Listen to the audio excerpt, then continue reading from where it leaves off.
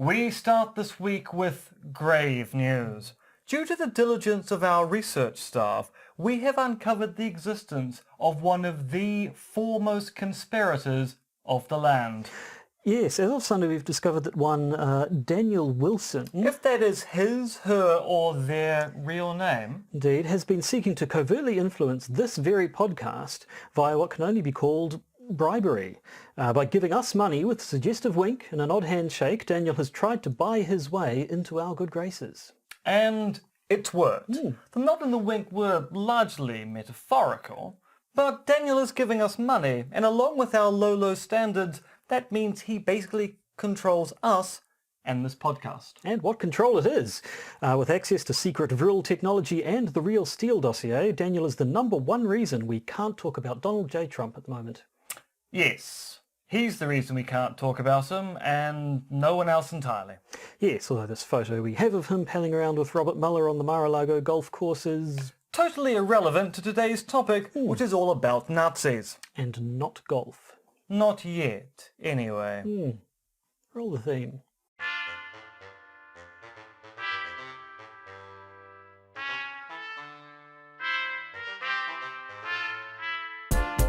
The Podcaster's Guide to the Conspiracy, brought to you today by Josh Addison and Dr. M. Dentith.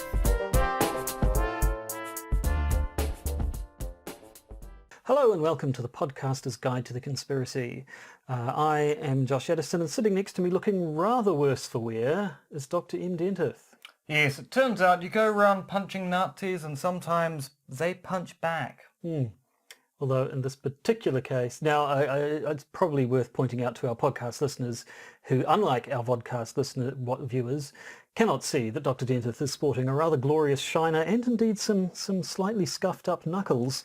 It's true, there was a very fascist bit of pavement on my daily run, and it showed me what for. I went one way. A few stitches there. Is that four? Yes. 4 stitches in the eyebrow? 4 stitches. In part because they can't really use those butterfly things on eyebrows because they move around too much. Right. So, yes, Because you're just too animated in your facial expressions. It's true. New Zealanders are famous for being very, very animated all the time. And also being really bad at being sarcastic. So anyway, that's the excuse for the shiner. Have we anything else to talk about before we No, pile apart straight into the from episode? thank you, Daniel, for becoming one of our illustrious patrons who gets a shout-out on the podcast. We really appreciate the fact that you're on board with the things we'll be doing behind the scenes, and you'll be finding out more about that with our exclusive patron content, which you too could access if you gave us just $1 a month, or more, basically. Now, we're back. We had the news episode last week, which interrupted our theme of dodgy pseudoscience, although we only really had Soviets and Nazis. Do we have anything else for Well, next I week? mean, we can go back to the Soviets. There's more than one dodgy pseudoscience in communist Russia. Indeed. But anyway, but today it's the turn of the Nazis. Those wacky scamps. Yes, because they have so few opportunities in this modern world. Yes. So, nothing else to say. I guess we should just get straight into the Nazis. Yes, let's get into Nazism, but let's not get into Nazism in that way. No. Yes, wacky Nazi. That was a good cork noise, I have to say. I'm good at my cork noises. No, that was something that the podcasters can enjoy as well as the video watchers. So we're talking about Nazis and specifically Nazi pseudoscience. You'll be surprised to learn that some of the things the Nazis believed in weren't actually on the level. May actually have been what you might call complete bollocks. It is quite shocking when you consider how the Nazis have been remembered by history. Yes. That it turns out they believed an awful lot of nonsense. Which works for us though, because we now get to talk about it.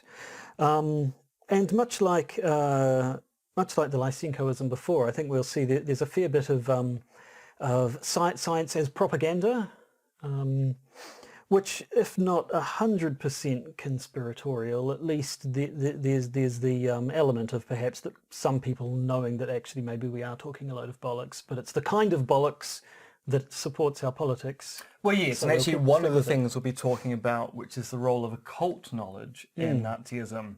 It's fairly clear there were divides in the Nazi Party itself as to whether this was complete nonsense no one should spend money on, those who believed it wholeheartedly, and those who went, it is complete nonsense, and yet at the same time kind of serves a political purpose, so ostensibly we'll say we believe in it, even though privately we're going, oh, Himmler, what are you doing? What wasn't he doing, quite frankly? Not being controlled by Aleister Crowley, despite what the great beast may have believed. So, I mean, where to start? We've talked about eugenics before. Yeah, we have to start with the Shoah. We have to start with the Holocaust. Well, yes, we do. Nazi race science, or Nazi pseudo-race or pseudo-science, kind of is the thing they're really, it's kind of their brand. It's what they're known for. Yeah. So, I mean, we talked, it was a while ago now, episode 122, I believe, we talked about eugenics and conspiracy theories around sort of social engineering and what have you.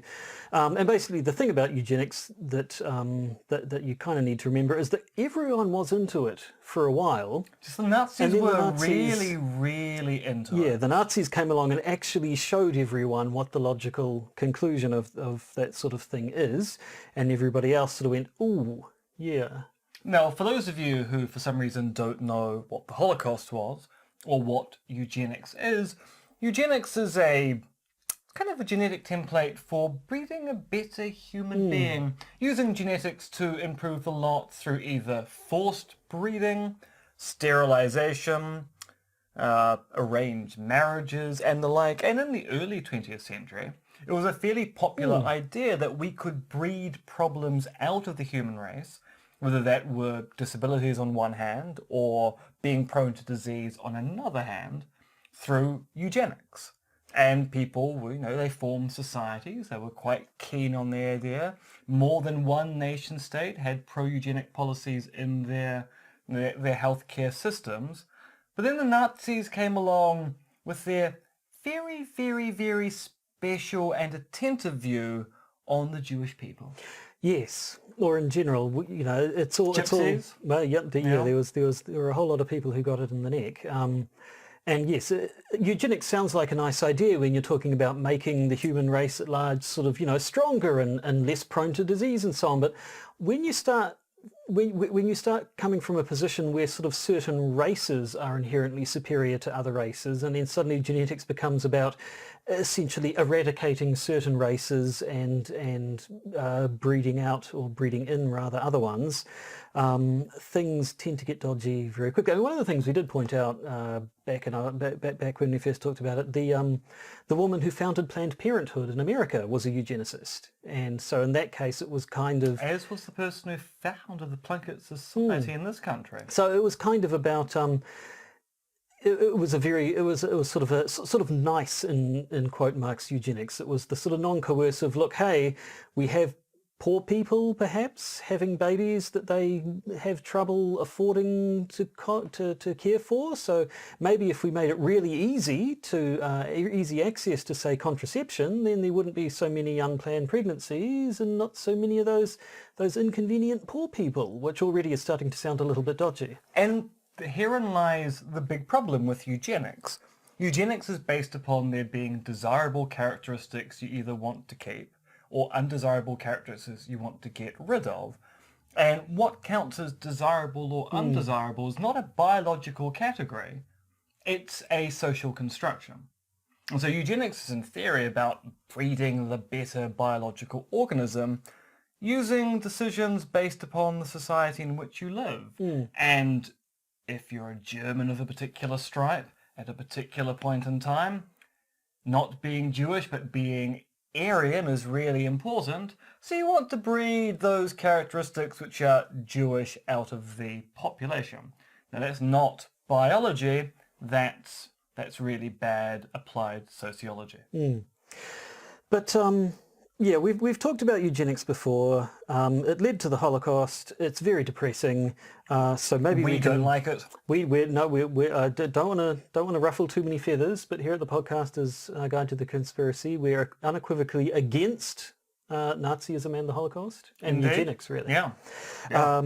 But we can possibly have a little more fun if we start talking about the more wacky, sort of occulty, sciencey stuff. Now, I should point out, there are going to be certain listeners to this podcast and certain people in general who are going to go, oh, this occult stuff about the Nazis, it's really, really overstated, because there has been a kind of tendency in recent work on Nazism to really focus on weird beliefs they had with regard to drugs and also with regard to the occult. And people go, oh, people just try to explain everything about Nazism on Himmler's weird beliefs about X or Y. Now, it is true, a lot of people probably put too much focus on the occult beliefs of the Nazis. But the thing is, some of these people really did believe these things. And some of these theories are really quite fascinating examples of pseudosciences, which do tie into our particular topic about talking about conspiracy. So perhaps we should start. There are these sort of underlying tenets of the Nazi archaeological / occulty project. We'll see that there was quite a big project to try and find, to sort of go back through archaeological evidence and sort of try and build up a history of the Aryan race, to show that throughout human history the Aryans were sort of a superior people, or that present day being World War II era Germany, present day Germans could be shown to be descended from superior lines of people in the past. And this kind of thinking still goes on today. So one of the big things about the alt-right and the way they talk about ancient Rome and ancient Greece as being monocultures of white people being dominant in their particular regions is a case of recasting history to say there's continuity between now and the ancestors we're really, really impressed by. Because there are people in the alt-right who go, well, no, there were no dark-skinned Romans. There were no proper African Greeks. It's a case of, well, actually there were. It's just that in the 20th century, there was an attempt to recast history to give continuity from the ancient period to now. And a lot of that stuff is still in the history books because it wasn't quite questioned at the right time. So in looking for this evidence, they were sort of applying a bunch of sort of principles, I guess, that guided everything. There's quite a good article on Wikipedia about Nazi archaeology in this, and they go through these tenets. So they talk about culture circles, Kulturkreis, I guess, which is the theory that basically when you look at a region on the map, if you want to say sort of what ethnicity that region is, or sort of but basically what they say is, if you find archaeological evidence that certain people used to live here, then that's who that region belongs to. And essentially this sort of becomes political, because if they can say Germanic people used to live in this part of Poland and this part of Ukraine and so on, then we can say, well, that's rightfully German land, so we're justified in taking it over. And of course that continues to this day with people who claim that, say, ancient Celtic peoples came to this place, or that the Knights Templar were the first people to properly explore North America. That's part of making a claim of, oh, they were there first, or they did the important work first.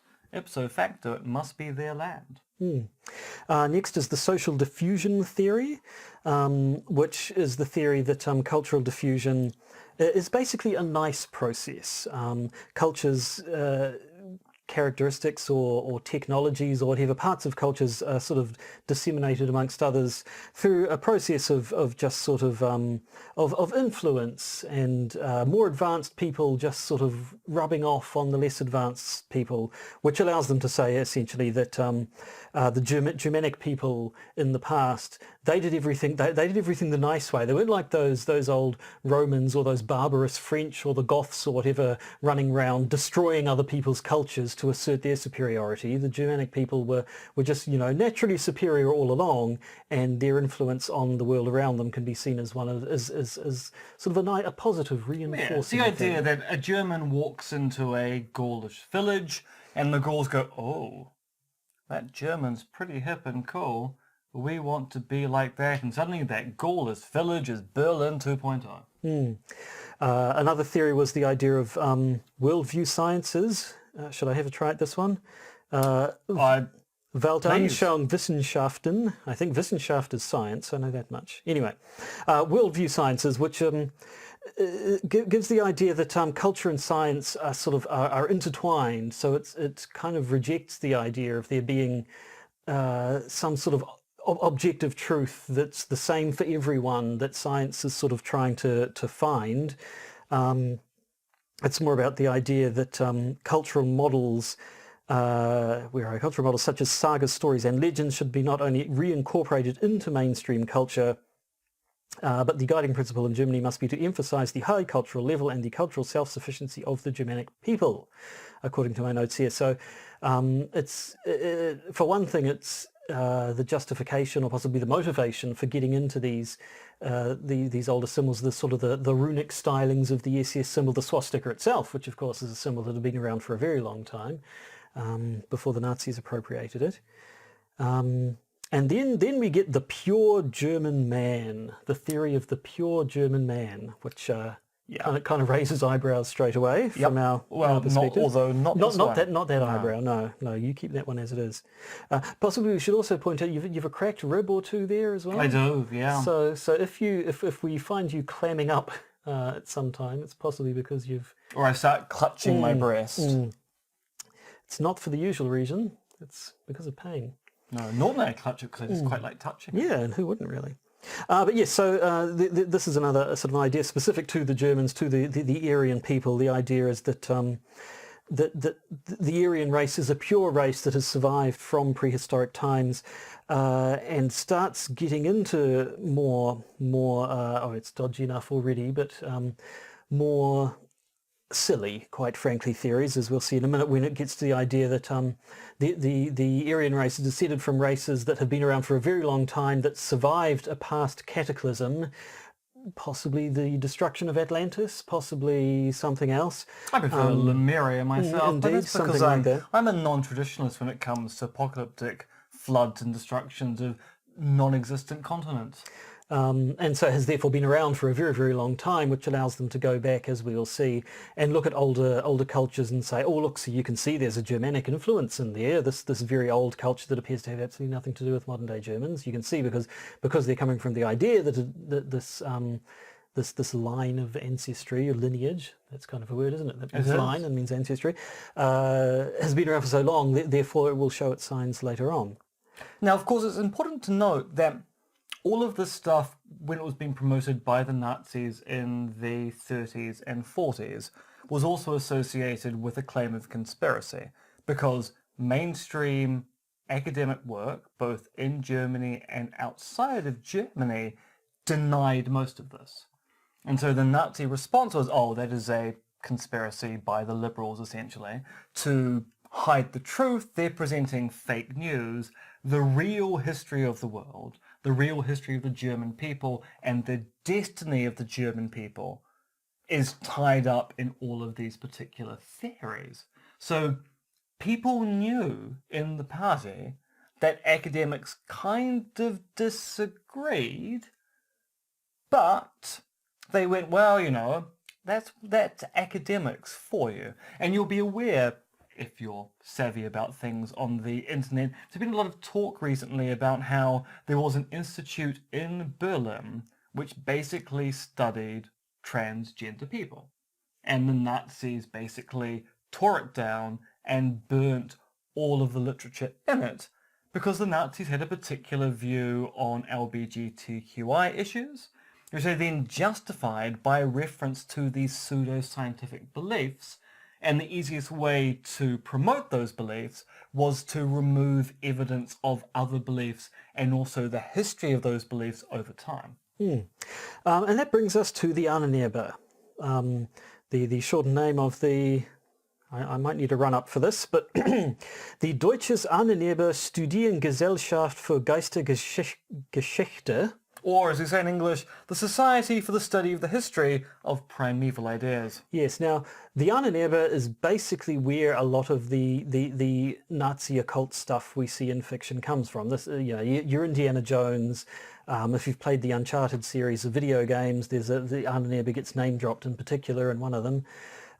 This is partly because of it getting confused with the Tool Society, which I'm sure we've talked about in the past. We've mentioned it, but never actually gone into it in any particular depth. But that was particularly occult, wasn't it? It was, yes, although it predates the Nazis by several decades. But at any rate, the Ahenerbe, what it actually was basically the institute that was designed to come up with evidence to prove these theories, these principles that we were just talking about before. And those principles were espoused and... Oh, we've got one light that's already gone out. Espoused and promoted by Heinrich Himmler. Oh, Himmler. And Himmler basically is kind of the zeitgeist, it's an appropriate German word here, for occultic studies under Nazism. I'm sure that's what zeitgeist means, though. A little do. Yeah, it'll do. Because he was really... I'm now doing an OK symbol. It's entirely by accident. He was really, really into these particular beliefs. And there is a kind of theory that maybe he was given this institute as a way of kind of pushing him into one side and making sure he didn't keep going on about this to people like the Führer. He believed all sorts of stuff about being the reincarnation of a knight of the round table or something. He practically held what were essentially LARPing sessions, didn't he, with various people who were dressed up as knights. He did a bunch of weird stuff, at any rate. See, I was about to make the comparison, he's the Vin Diesel of his age, but that's a really horrible thing to associate Vin Diesel with. Vin Diesel famously is an avid AD&D player who got Judi Dench to play an AD&D game when they were doing the Chronicles of Riddick, and frankly, that is one of the best stories an actor can ever produce. Indeed. No, so in 1935, so it was pre the outbreak of World War II, the Ahenerbe was set up under Hitler, and they started going out looking for prehistoric evidence of the superiority of the Aryan race, or at least of the ancestors of the current Aryan race. And they went on a whole bunch of archaeological expeditions. So this is where I think you get the idea of Nazis, digging in the desert for not actually the Ark of the Covenant, but the Spear of Destiny. And so they went all over the world looking for evidence to basically prove the and they really went conclusion. All over the world because they went to India to try and find Agatha. They went to the Netherlands, they went to Tibet, they went all over the damn place, and basically it was, looking back on it now, we can see there's a fair bit of case of making the evidence fit the conclusions. So anytime sort of instances where you have a race which historically sort of did well for itself, one way or another, they would then say, and that race can be shown to be an Aryan ancestor. So there's a bunch of stuff about how the Romans were actually, Rome was founded by Nordic people, with secret Germans, And then the other way around, if you had a race which was known to be an ancestor of the present-day Aryans, then they would show, these people actually possessed advanced technologies and so on. So there was sort of off to Iceland looking at documents or carvings and so on, which supposedly showed advanced technologies. And of course, if you found a supposedly German area which wasn't quite up to the standards of what the Nazis wanted Germans to be, then you could blame an influx of foreigners into the region for diluting the German spirit. Yep. So they went all over the place. They were interviewing pagan witches and druids in Finland or something like that. They were checking out runes and petroglyphs and ancient sites and all sorts of stuff, coming up with the evidence that they claimed backed up their theories. Shall we talk about the world ice theory?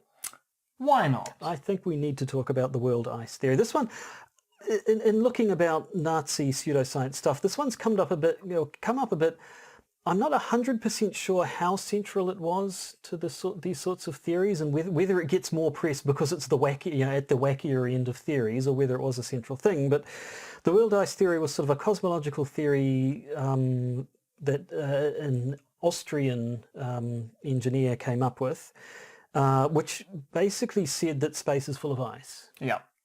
Filled with ice, orbiting around our sun. That the solar system was formed by the sun colliding with another star that was full of water or something, and so that after the formation of all the planets we were left with these big chunks of ice all over the place in space. And every so often the ice would rain down on Earth, and that was responsible for the various cataclysms which had shaped human history. And so this is where the idea that possibly Atlantis and its destruction was one of these cataclysms, and the idea that these Nordic ancestor races were presumably due to their advanced knowledge and superior technology and so on, able to survive this cataclysm and survive into the present day as the ancestors of the Germanic people. Yeah. So you heard it here first. Aryans came from Atlantis. And survived plagues of icy storms. So, I mean, we could spend a long time pointing at this stuff and laughing. We could spend a long time pointing at Himmler and laughing, because he was just a because I mean, the fate of Himmler itself is quite fascinating. Himmler goes to Scotland on a plane to negotiate some kind of peace deal and gets arrested as soon as he arrives. Aleister Crowley claims he cast a spell that summoned Himmler to Scotland. And it's one of those situations where Himmler was really into the occult, Crowley was into the occult. What's the more ridiculous story here?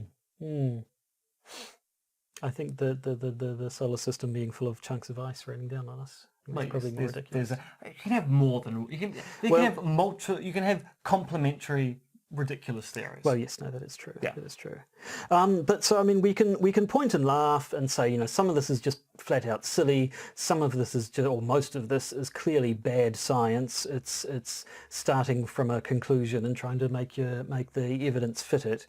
But unfortunately, even the wacky stuff was bolstering the sort of Nazi race sciences that he ended up ultimately in the Holocaust. Yeah, and no matter what you think of the pseudoscience the Nazis were chasing under Himmler, the actual symbology and ideology of this was kind of encapsulated in things like the SS runes, the death mask for the officer's hat, the notion of setting up a kind of camaraderie amongst German officers was all informed by the pseudoscience to create a cult of personality under National Socialism, which made it much easier for the Nazis, arguably, to exert control within their borders.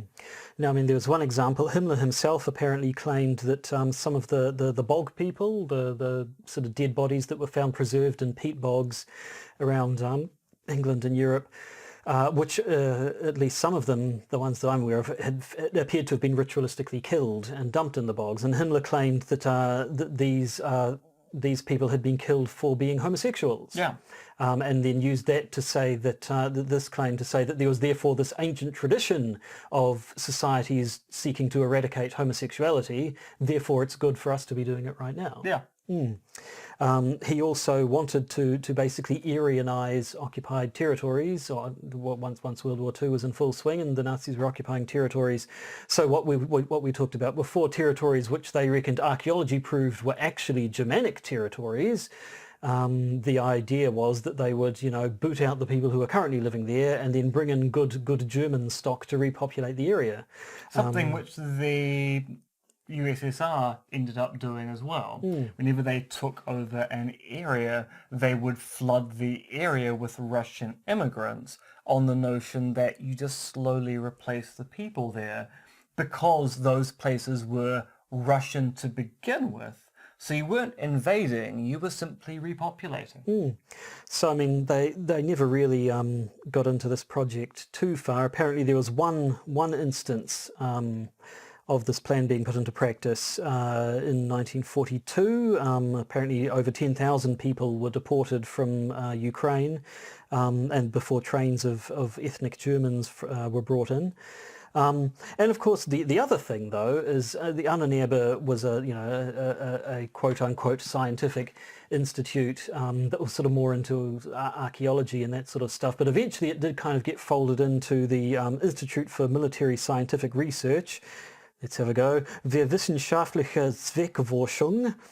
And that was the institute that was going around conducting human experimentation on concentration camp victims. Yeah. Yeah. So, I mean, it starts silly, but it gets nasty pretty very quickly. Which is, I better say, unfortunately, the story of Nazism, but using the word unfortunate there seems like an Not unfortunate quite right. choice of words. No. It's the consequence of these fascist ideals where politics is driving the science.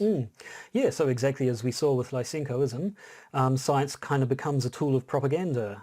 You start with the conclusions that are politically convenient to you and then use science to try and back up those theories. And then you cover up the fact that the theories are not backed by the evidence by claiming that the people who make those claims are in fact purveyors of fake news. Which is a conspiracy, so we're allowed to be talking about all of this on this podcast. And we have.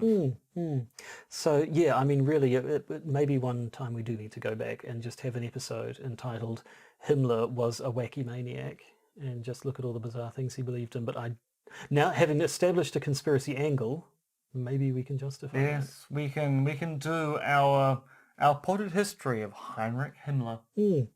So, when you watch Indiana Jones and see Nazis hunting for supernatural superweapons that will win the war from them, you can now chuckle to yourself and say, ha ha ha, Some Nazis. of them actually did. Yeah, and when they didn't, they were just trying to prove the superiority of the Aryan race. Yeah. And thank God that they were stopped. Although, for some reason, they're now back. Well, yes. I mean, you see this stuff and you think of your Stefan Molyneux and what have you, trying to take a quote-unquote scientific approach to which is why I kept on mentioning that a lot of these views are still around and people are putting them forward and they kind of owe themselves to the Nazis in the same way that if you talk about the threat of cultural Marxism, you are talking about the Nazi idea of cultural Bolshevism. It was invented by the Nazis to blame a particular class of person for all that's wrong in your society. So I think that brings us to the end of this episode. But only for people who aren't patrons. Indeed. So apart from reiterating once again that, look, we don't care what you think about it, we're just going to stand up and say our truth, which is that the Nazis were bad. Yeah. Hitler was bad. He was a bad one. He was a really bad. Actually, I think he might be the worst of all the bad ones. So no, we don't care. We'll say anything else, quite frankly. Holocaust, bad idea. Totally against it. In fact, so bad, we would never support it. But you could support us. That's a segue that works. By piggybacking on the fact that we condemn the Holocaust, you too can show you condemn the Holocaust by giving us $1 a month. That sounds like a terrible way of getting money out of it. It does a little bit, yeah. But it's done now, so it can't be helped. Yeah. I mean, we can't edit this thing, can we? No, obviously not. So if you were to become a patron, you would become privy to the bonus content that we record after every episode. So this week we have a doozy. I'm looking through the list. There's just all sorts of stuff. We've got QAnon stuff. Of course we do. We've got a great QAnon story. We've got a claim that Tonga lost the internet due to sabotage. An update on the whole whale oil Cam Slater affair, and apparently an Australian energy company has been trying to stifle researchers. Sounds dodgy, but if you want to know more, you'll need to become a patron. And if you are a patron, then you'll learn more very shortly, unless for some reason you listen to the update before you listen to the episode, which... You might. We don't want to tell you how to live your life, but still, this is going to sound a bit weird. So we better stop, I suppose, and simply end the episode in our usual fashion by saying goodbye. L'arrivederci.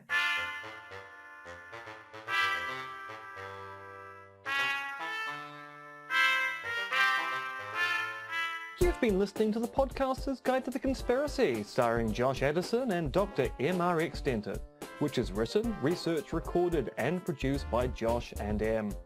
You can support the podcast by becoming a patron via its Podbean or Patreon campaigns. And if you need to get in contact with either Josh or Em, you can email them at podcastconspiracy@gmail.com or check their Twitter accounts, monkeyfluids and conspiracism.